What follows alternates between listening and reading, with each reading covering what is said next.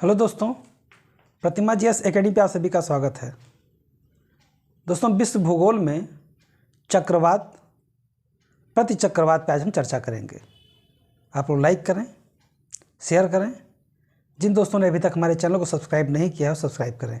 शुरू करते हैं। चक्रवात, देखिए, जो वर्षा होता है, जैसा कि मैंने पहले बताया था कि संवहनीय वर्षा,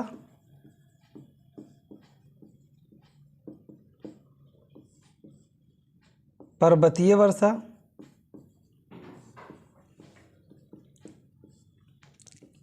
और चक्रवातीय वर्षा।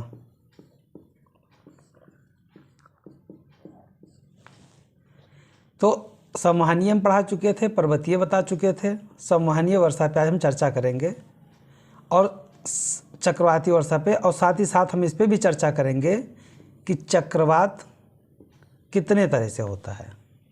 चक्रवात होता है एक शीत चक्रवात, एक उष्ण चक्रवात, और उसके बाद में एक होता है प्रति चक्रवात। तो जो प्रति चक्रवात है, इसकी संकल्पना जो है चक्रवात के विपरीत होता है। तो हम चक्रवात पे यानी शीत और उस चक्रवात पे हम चर्चा कर लेते हैं।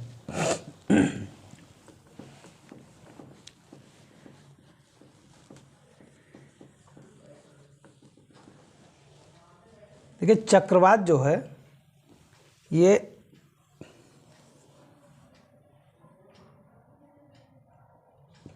पृथ्वी है 0 डिग्री, और उसके बाद 5 डिग्री नॉर्थ और 5 साउथ, 5 नॉर्थ और 5 साउथ, इसको छोड़ करके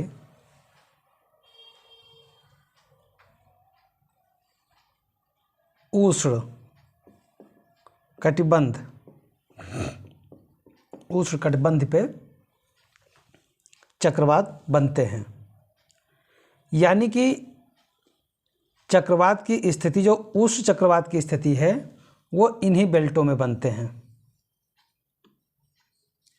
इन्हीं बेल्टों में। यानी 5 से इधर, अच्छा यहाँ क्यों नहीं बनते? तो जो ये बेल्ट होता है 5 नॉर्थ 5 साउथ का जो बेल्ट होता है, कहीं कहीं पे 10 हो जाता है, तो ये शांत पेटी है, और इसीलिए इसको कहा जाता है डोल्ड्रम। तो 5 से 10 के बीच में ये दोनों तरफ से होता है, साउथ नॉर्थ साउथ।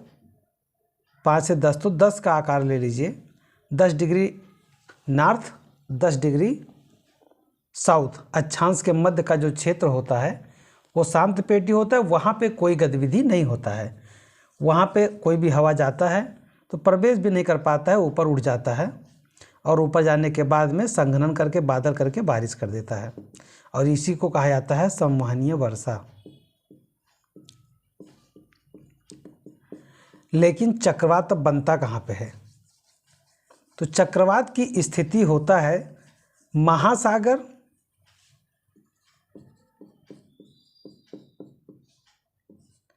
और महाद्वीप का, कुछ महाद्वीप का, जहाँ पे इनका क्षेत्र होता है। अभी मान लीजिए महासागर है और ये महाद्वीप के तट हैं, क्षेत्र हैं, तो इनका कुछ एरिया होगा, कुछ एरिया होगा इधर महाद्वीप का और कुछ एरिया होगा महासागर का, और यहीं पे स्थिति बनेगी चक्रवात की। क्योंकि जो चक्रवात जब बनेगा तो चक्रवात की स्थिति में हवा चाहिए, पानी चाहिए, और फिर निम्न ताप और उच्च ताप का समन्वय चाहिए। वो कैसे बनेगा? तो इस स्थिति को आप समझ गए होंगे, बाकी अभी मैं फिर से समझाऊंगा। पहले चक्रवात की स्थिति बता दूं। चक्रवात जब बनता है तो चक्रवात की स्थिति जो चक्षु होता है, चक्षु, चक्षु मतलब आँख। तो आँख मतलब जैसे मान लीजिए ये चक्रवात है, अब यहाँ पे एक ऐसा स्थिति उठने वाला है, यहाँ से उठा ऐसे ऐसे,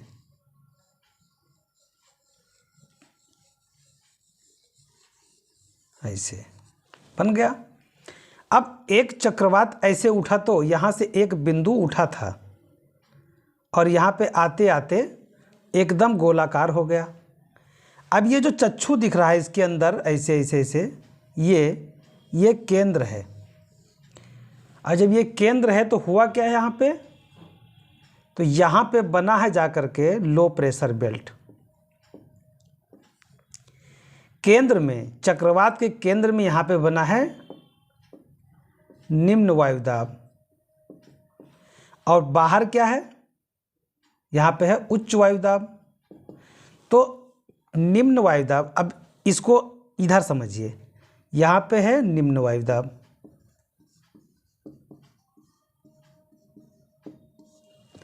और बाहर है उच्च वायुदाब, उच्च वायुदाब, उच्च वायुदाब। तो क्या होगा, अब ये मान लीजिए 0 डिग्री है, ये हो गया उत्तरी गोलार्ध,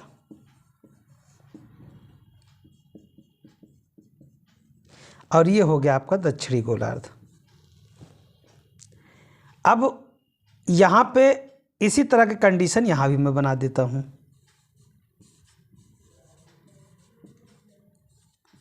निम्न वायुदाब और उच्च वायुदाब, उच्च वायुदाब, उच्च वायुदाब। अब यहाँ पे कंडीशन, इसको समझने से पहले एक थ्योरी समझ लीजिए।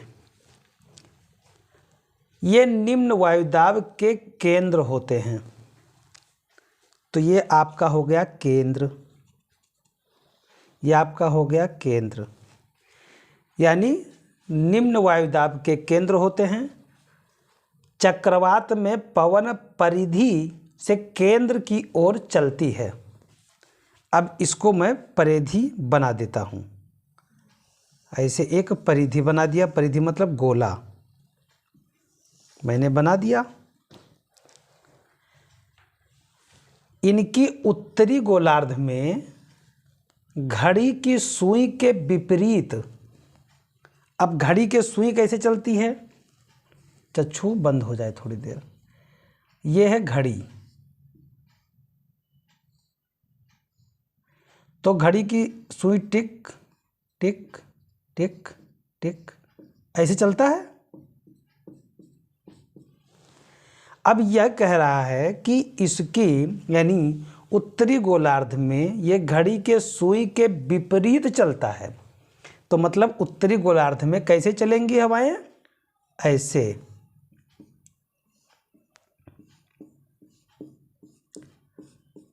ऐसे चलेंगी।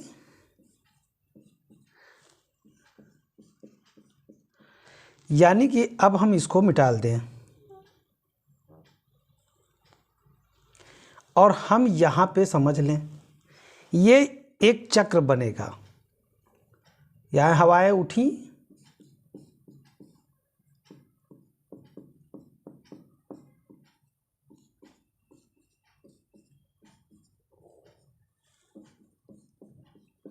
अब ये ऐसे करके हवाएं चलेंगी, और चलेंगी किधर, केंद्र की तरफ।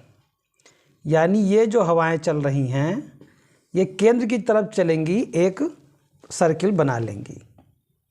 यानी उत्तरी गोलार्ध में हवाएं ऐसे चलेंगी, और यहाँ पे ऐसे ऐसे ऐसे ऐसे।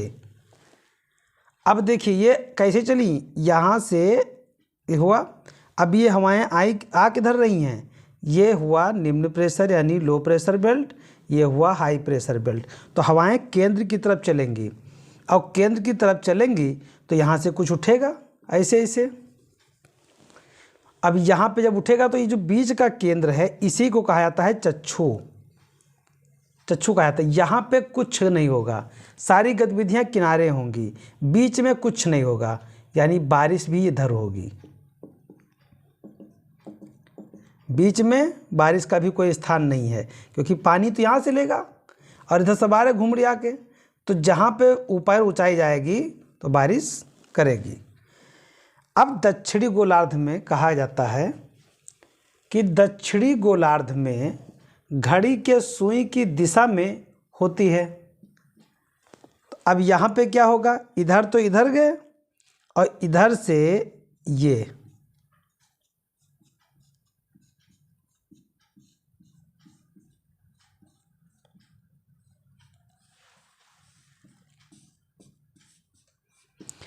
यानी ये ऐसे,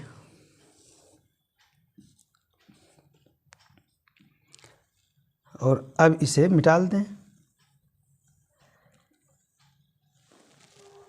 दोनों स्थिति में बारिश उसी तरह से होगा। चक्षु यहाँ भी बनेगा, ये आँख है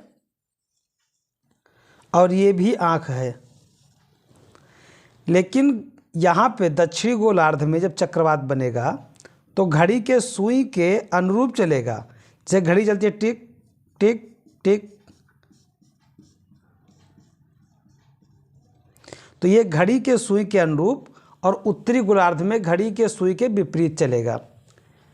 अब यहाँ पे ये तो हो गया चक्रवात की स्थिति बनने का, कि भाई जहाँ पे लो प्रेशर बेल्ट होगा, अगर केंद्र में यहाँ पे जब लो प्रेशर बेल्ट है, यानी यहाँ पे निम्न वायुदाब है, यहाँ उच्च वायुदाब है बाहर, तो हवाएं सीधे अंदर की ओर भगेंगी।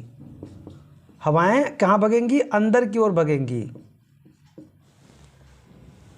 और जब अंदर की ओर हवाएं भगेंगी तो ऐसी स्थिति में क्या क्या गतिविधियां हो सकती हैं, तो इस ध्यान रहे, चक्रवात की स्थिति बनने में केंद्र में चक्षु पे निम्न वायुदाब होता है और उसके बाहर उच्च वायुदाब होता है।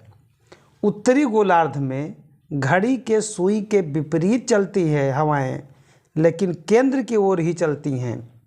दक्षिणी गोलार्ध में घड़ी के सुई के अनुकूल चलती हैं, लेकिन केंद्र की ओर चलती हैं। अब इनके चलने के पश्चात कौन कौन सी गतिविधियां होती हैं, हम उसे देख लेते हैं।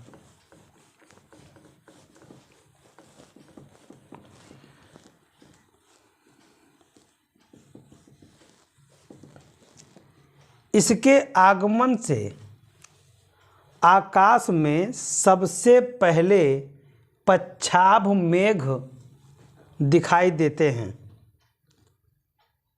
वायुदाब तेजी से गिरता है,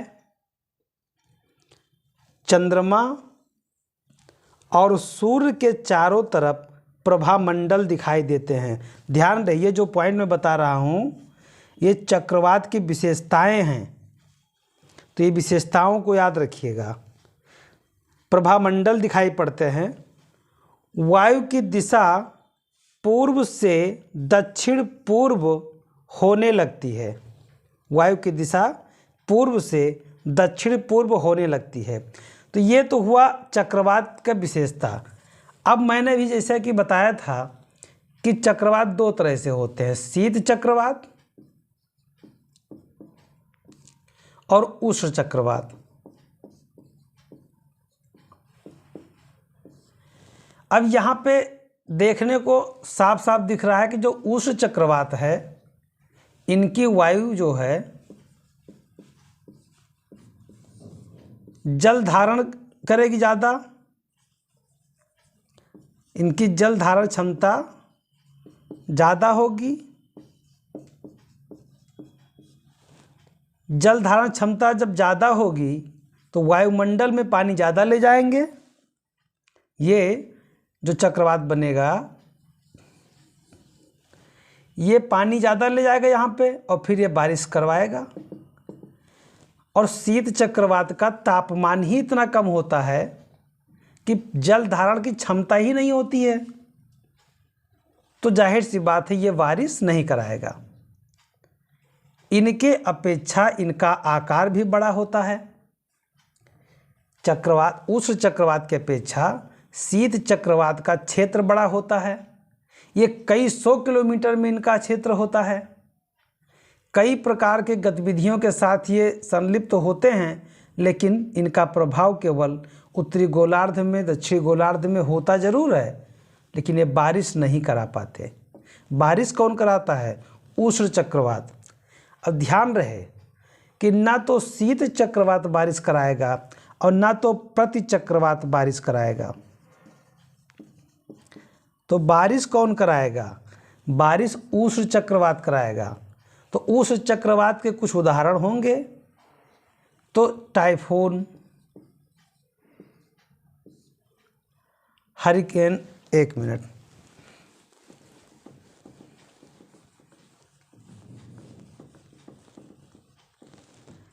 जो उष्ण चक्रवात है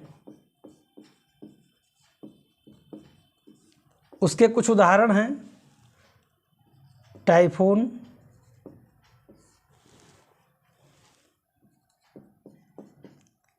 हरिकेन, चक्रवात।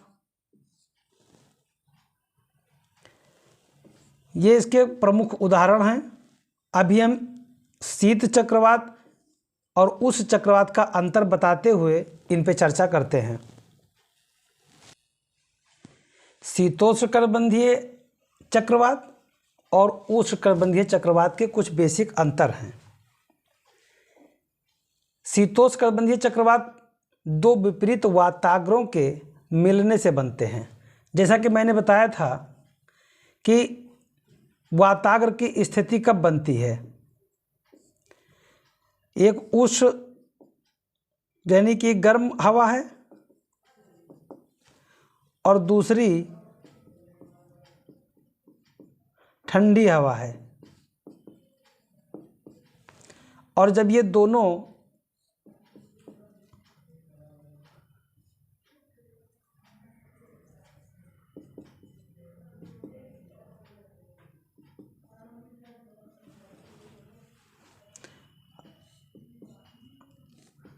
वे टकराएंगे तो ऐसी स्थिति भी बन सकता है।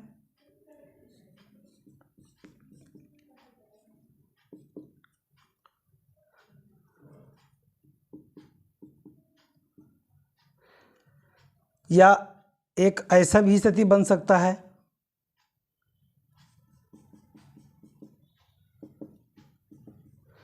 तो वाताग्र जब बनते हैं, दो विपरीत हवाएं जब एक दूसरे पर निर्भरता उनकी होती है, एक आक्रामक होता है, चाहे ठंडी हो चाहे गर्म हो, तो धीरे धीरे वो मुड़ने लगते हैं, धीरे धीरे एक चक्रवात का रूप ले लेते हैं। तो शीतोष्ण कटिबंधीय जो चक्रवात है उसके बनने के लिए वाताग्र का होना बहुत ज़रूरी है। यानी जब तक दो विपरीत वाताग्रों के मिलन बिंदु नहीं होगा, इनकी उत्पत्ति नहीं होगी।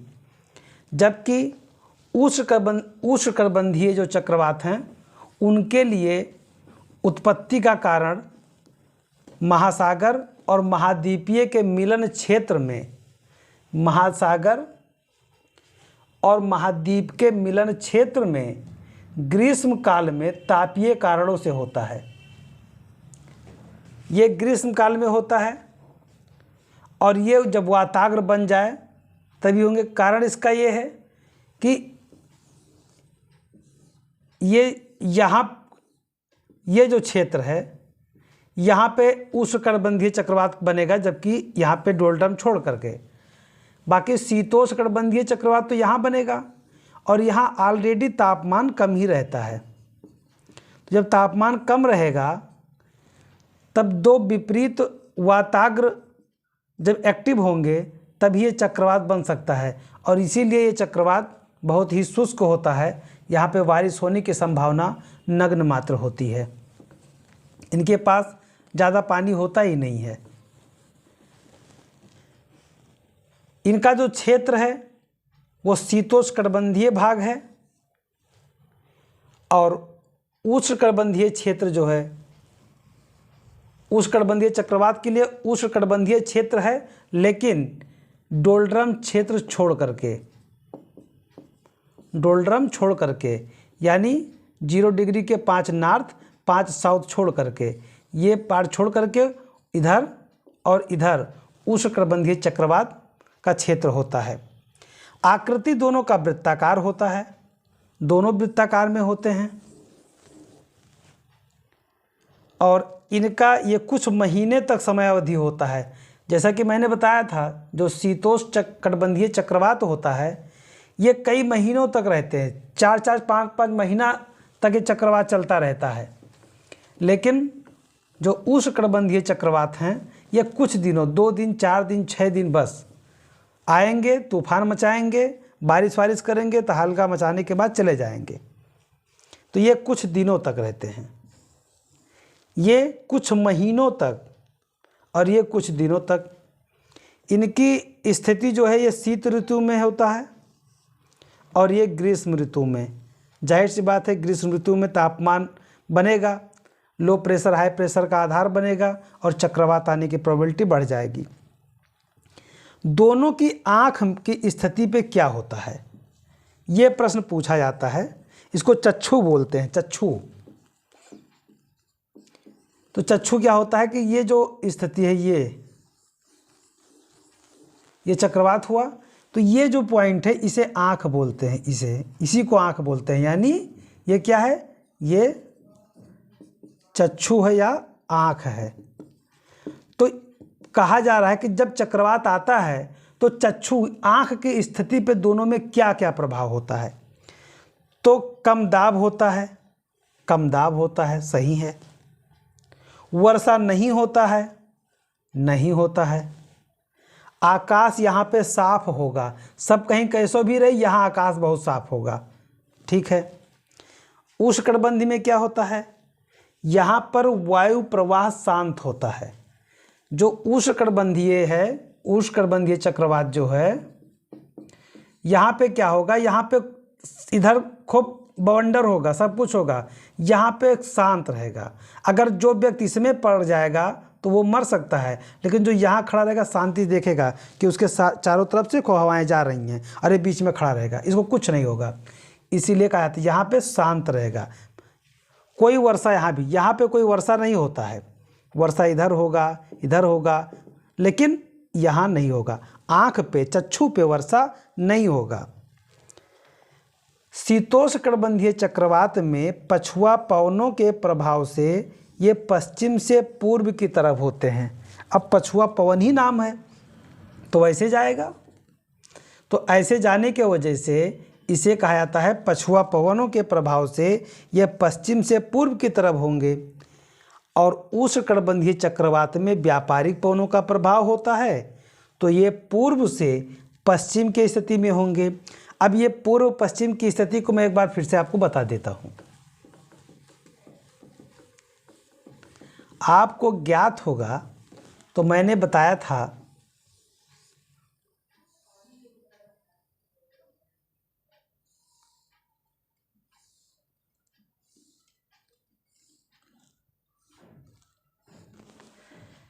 यानी कि ये व्यापारिक क्षेत्र हैं, व्यापारिक पवनें हैं,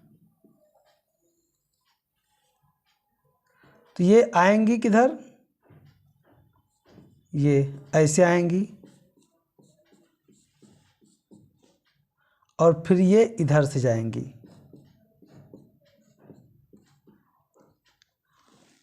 उसके बाद में ये शीतोष्ण के लिए ये था लो प्रेशर बेल्ट, ये हाई प्रेशर, फिर लो प्रेशर।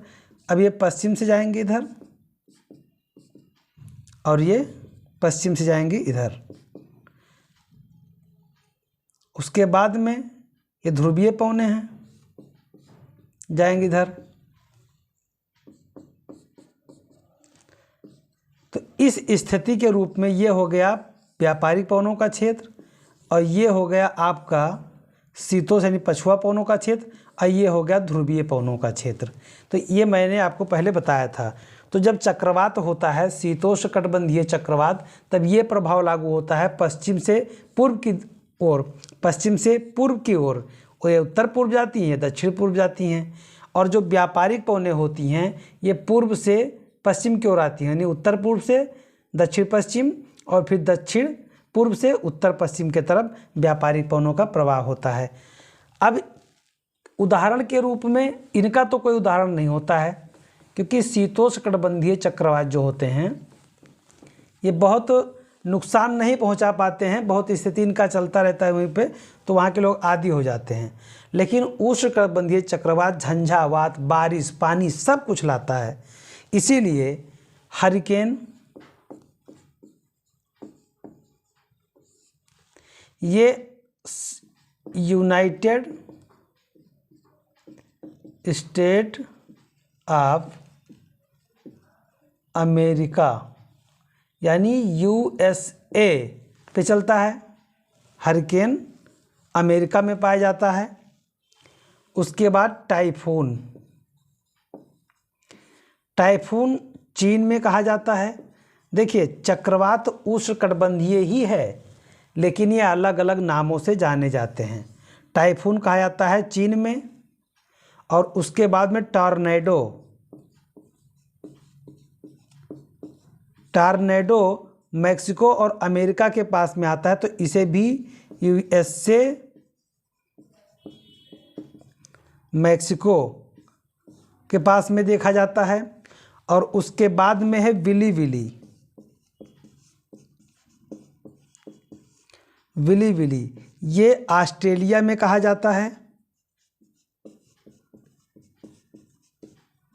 और उसके बाद है चक्रवात, तो ये हमारा महान भारत में कहा जाता है। तो उष्णकटिबंधीय चक्रवात को अमेरिका में दो नाम से जानते हैं, एक तो हरिकेन के नाम से और दूसरा टॉर्नेडो के नाम से। चीन में उसी को टाइफून के नाम से जानते हैं, ऑस्ट्रेलिया में बिली विली के नाम से जानते हैं, और भारत में चक्रवात के नाम से जानते हैं। प्रतिचक्रवात, जैसे कहा जाता है क्रिया का प्रतिक्रिया होता है, उसी तरह से चक्रवात का प्रतिचक्रवात होता है। तो चक्रवात की प्रवृत्ति थी कि बीच में यानी आँख पे लो प्रेशर होता था और बाहर होता था हाई प्रेशर, तो हवाएं केंद्र की तरफ चलती थीं और ऊपर उठ करके चलती थीं, ऐसे चलती थीं।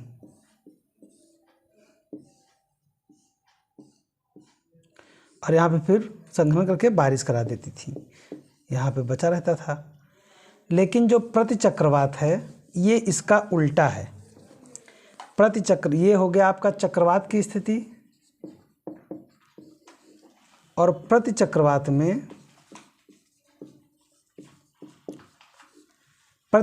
में हाई प्रेशर बेल्ट होता है बीच में और लो प्रेशर बेल्ट होता है परिध के बाहर, परिध में। तो हवाएं केंद्र से बाहर की ओर चलती हैं, बाहर की ओर चलती हैं, यानी यहाँ से निकल जाएंगी हवाएं, किधर जाती हैं कोई पता नहीं, ये अनिश्चित होती हैं। और यहाँ ये आपका 0 डिग्री है, ये आपका हो गया उत्तरी गोलार्ध, ये हो गया आपका दक्षिणी गोलार्ध। तो जो प्रतिचक्रवात है ये उत्तरी गोलार्ध में घड़ी के सुई के अनुकूल चलेगा, ये ऐसे चलेंगी हवाएं, केंद्र से निकलेंगी और ऐसे चलेंगी, ऐसे चलेंगी बाहर की तरफ। और दक्षिणी गोलार्ध में केंद्र से घड़ी के सुई के विपरीत चलेंगी, यानी एक केंद्र से बाहर की तरफ हवाएं चलेंगी और वो ऐसे आकार बनाएंगी, ऐसे, यानी केंद्र से हवाएं ये केंद्र में चक्षु की तरह बाहर चलेंगी। तो यहाँ पे क्या होगा, हाई प्रेशर, बाहर होगा लो प्रेशर, तो इसलिए हवाएं बाहर चलेंगी। तो प्रतिचक्रवात में हवाएं बाहर चलती हैं केंद्र की तरफ से, विशेषताएं क्या हैं? इसके केंद्र में वायुदाब होता है और बाहर की ओर घटता जाता है। केंद्र में वायुदाब होगा और बाहर की तरफ घटता जाएगा, यानी कि जैसे जैसे बाहर जाएंगे वायुदाब कम होता जाएगा, यानी लो प्रेशर बेल्ट बढ़ता चला जाएगा। हवाएं केंद्र से परिधि की ओर चलेंगी। हवाएं केंद्र से परिधि की ओर चलेंगी, परिधि की ओर चलेंगी। हवाएं बाहर की ओर चलेंगी, हवाएं बाहर की ओर चलेंगी। प्रतिचक्रवात उपोष्णकटिबंधीय उच्च दाब क्षेत्रों में अधिक उत्पन्न होते हैं। यहाँ पे उपोष्ण क्षेत्र में यहाँ पे ज़्यादा होंगे, यानी भूमध्य रेखा पे प्रतिचक्रवात नहीं होता है। भूमध्य रेखा के आसपास क्षेत्र में प्रतिचक्रवात की उत्पत्ति नहीं होगी। ये उपोष्ण कटिबंध में होंगे। भूमध्य रेखीय भागों में इनका अभाव पाया जाता है। प्रतिचक्रवात में मौसम साफ होता है, ये विशेषता है। प्रतिचक्रवात में मौसम साफ होता है और हवाएं मंद गति से चलती हैं। यहाँ पे मौसम बहुत साफ होगा और हवाएं बहुत प्यार से चलेंगी, बहुत सुहाना मौसम के रूप में ये कार्य करेंगी। आकार इनका भी गोलाकार होता है, गोलाकार ही होता है, ऐसे निकलेंगे। लेकिन कई बार क्या होता है, कभी कभी ये बी आकार में हो जाते हैं। प्रतिचक्रवात उत्तरी गोलार्ध में घड़ी के सुई के अनुरूप चलते हैं। जिसे मैंने अभी बताया था कि उत्तरी गोलार्ध में घड़ी के सुई के अनुरूप चलते हैं। ऐसे घड़ी चलती है टिक टिक टिक टिक टिक, तो ऐसे ही चलेंगे। और वहीं दक्षिणी गोलार्ध में घड़ी के सुई के विपरीत चलेंगे। दक्षिणी गोलार्ध में उल्टा चलेंगे, विपरीत चलेंगे। प्रतिचक्रवात केंद्र में हवाएं नीचे उतरती हैं, केंद्र में हवाएं नीचे उतरती हैं, हवाएं नीचे उतरती हैं और मौसम साफ रहता है, वर्षा नहीं होता है। ये वर्षा रहित होता है, यहाँ पे वर्षा नहीं होगा। प्रतिचक्रवात की स्थिति में वाताग्र का निर्माण नहीं होता है। जैसा कि मैंने बताया था, जो शीत चक्रवात था, शीतोष्णकटिबंधीय चक्रवात में वाताग्र बनता था, लेकिन प्रतिचक्रवात की स्थिति में वाताग्र का निर्माण नहीं होता है, वाताग्र नहीं बनता है। ध्यान रहे कि जो ये भूमध्य रेखीय क्षेत्र है, यहाँ पे प्रतिचक्रवात नहीं पाया था। प्रतिचक्रवात पाया जाएगा यहाँ पे, इस बेल्ट में, यहाँ पे इस बेल्ट में पाया जाएगा, लेकिन यहाँ पे भूमध्य रेखीय के पास नहीं पाया जाएगा और वाताग्र का निर्माण नहीं होगा। प्रतिचक्रवात में वाताग्र का निर्माण नहीं होगा और प्रतिचक्रवात की दिशा अनिश्चित होगी, इसका कोई दिशा नहीं होगा। बस यहाँ पे केंद्र से हवा निकल रही है, अब ये किधर जा रही है ये अनिश्चित होगी। यही नहीं है कि पश्चिम जाएगी कि पूरब जाएगी कि उत्तर जाएगी, कोई मतलब नहीं। भाई यहाँ से निकल लिया, जहाँ मर्जी तहाँ भाग जाए, कोई मतलब नहीं है।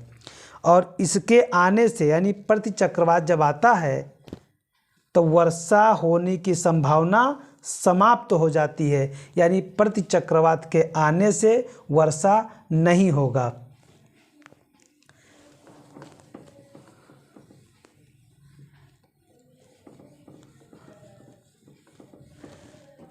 देखिए, चक्रवात की स्थिति,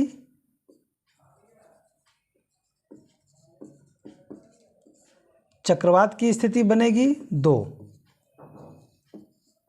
शीतोष्ण और उष्ण, और इसमें वाताग्र बनेगा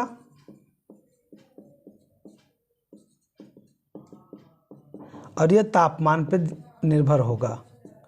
लेकिन प्रतिचक्रवात में न तो वाताग्र बनेगा, वाताग्र नहीं बनेगा, और तापमान का जो आधार होगा वो केंद्र में हाई प्रेशर होगा और बाहर की तरफ लो प्रेशर होगा।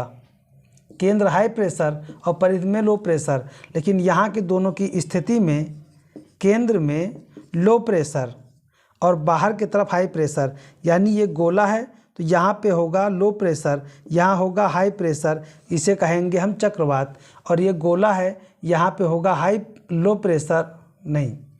प्रेशर और यहाँ पे होगा लो प्रेशर, तो ये होगा प्रतिचक्रवात। तो ये बेसिक अंतर है। ये निकलेंगे तो ये किधर भी जाएंगे, इनकी दिशा जो है नहीं निर्धारित है, क्योंकि इनके दिशा नहीं निर्धारित है। बस उत्तरी गोलार्ध में सुई के अनुकूल चलेंगे और दक्षिणी गोलार्ध में उसके विपरीत। लेकिन इनमें जो है निर्धारित है, इनमें दिशा इस तरह से निर्धारित है, जब शीतोष्ण चक्रवात जो बनेगा वो पश्चिम से पूर्व की तरफ चलेगा, पश्चिम से पूर्व चलेगा, और जो उष्ण है वो पूर्व से पश्चिम चलेगा। तो ये बेसिक अंतर चक्रवात, प्रतिचक्रवात और चक्रवात में शीतोष्ण उष्ण चक्रवात के अंतर है। और उस चक्रवात में ही बारिश होता है, इसमें भी छिटपुट बारिश होता है, लेकिन ये शुष्क होता है ज़्यादातर, इसमें बारिश नहीं होता है। इनके दोनों के जो चक्षु है, आँख जो है, वहाँ पे मौसम शांत होता है और कोई बारिश नहीं होता है। और यहाँ पे केंद्र में, यहाँ के केंद्र के चक्षु को कहते हैं शांत रहता है, और यहाँ के केंद्र में हवाएं नीचे उतरने लगती हैं, और जब हवाएं नीचे उतरेंगी तो बारिश का कोई मतलब ही नहीं है। फिलहाल प्रतिचक्रवात में बारिश से कोई लेना देना नहीं है। तो दोस्तों, मैं अपनी क्लास को यहाँ पे समाप्त करता हूँ। धन्यवाद। जय हिंद, जय भारत।